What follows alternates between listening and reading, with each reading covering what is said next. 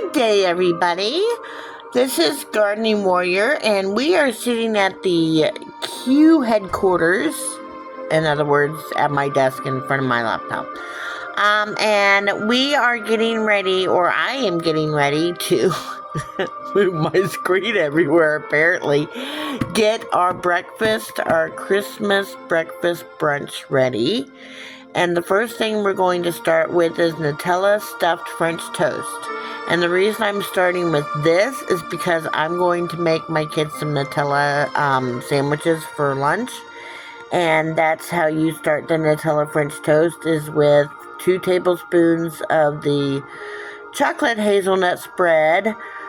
And you just make sandwiches with it. So that's what we're going to go ahead and start. And some of them will be used for sandwiches, and the other is going to be used to make this Nutella stuffed French toast. So let's get making. So, I've got the generic Nutella hazelnut spread with Go-Go. And this is like $2 to $3 tops for a big, I can't even see what that says, 26 and a half ounce container, which totally beats the Nutella, and my kids like the flavor of this more than they do the Nutella. So we're just going to take 1 heaping tablespoon and make a bunch of sandwiches. If you can't figure out how to spread Nutella onto bread and put the 2 breads together, well, you need way more than this video to help you. So let's get started. So here we have the bottom of our 4 sandwiches.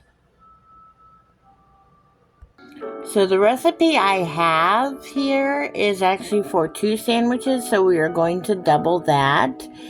And that means I need half a cup of milk, 2 large beaten eggs, half a teaspoon of vanilla extract, and cooking spray. Well, duh. Alright, so the directions say to fry them in a frying pan, but we really prefer ours baked, our French toast baked. So I preheated my oven to 400 degrees, and I've got 1 sandwich soaking. I usually do about 10 seconds, 15 seconds per each side minimum, so that the brioche bread has a chance to really soak in that egg mixture. And now I'm going to put them on to the cookie sheet and stick them in the 400 degree oven, pretty much 7 minutes per side. If your oven's a little lazy like mine is, it might take up to 10 minutes. Just as long as it's nice and crispy on one side, you flip them to the other. Kind of have to watch it with mine. Alright, so this side has already soaked, and now it's been on the other side for way more than 10 seconds. So we're going to take that out and put it onto a well-greased, well-loved cookie sheet. Alright, now into the oven we go for 10 minutes on each side in a 400 degree oven that has been preheated. Yes, I had a little incident, but that's okay. I'm going to clean it up. Alright, this is after the first 10 minutes in the oven. These are the ones I've flipped. So you see how they're nice, and you can't really tell, but they're kind of springy, but they're nice and dry, unlike these. We're still juicy. Those have not been flipped yet. These just got flipped after 10 minutes, and they're nice and golden brown. So now we're going to flip these. And this is why you want to saturate your pans with cooking spray, or even a half a stick of butter melted in there before you put them in there would be great too. But I used a butter spray, so see how wet that is? You want to flip that. See how golden brown that is on one side? Not really sure what happened there. That was the first one we did, and it had a little more egg mix on it than the others, so that might be why it did that. But that's alright. Just get that egg goo off of there so it doesn't burn. But that's why that one's a little wetter than the rest. It's because it had more egg goo on it. Alright, back in. 400 degrees. 10 minutes.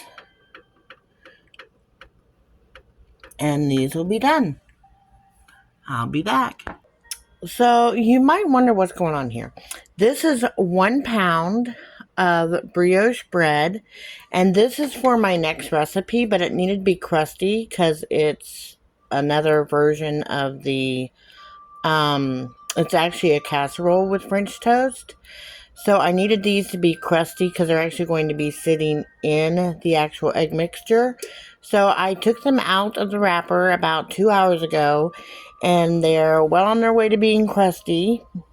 I just flip them over so that the part that is still moist can get crusty. And I've got them on my oven that is going. Another thing, if you have cream cheese that you need to be room temperature or softened, take it out of the fridge and just put it next to your oven while you're cooking, and it'll soften up really quick. Just don't let it get too melty. That's pretty much what I got going for you. We got 8 more minutes, so I'll be back. So Maggie has decided that she's going to taste the stuffed Nutella French toast. Oh, good. It's good? Mm-hmm. It doesn't need any syrup or anything? Mm-mm. Alrighty then. There you go. It's a French toast sandwich, apparently.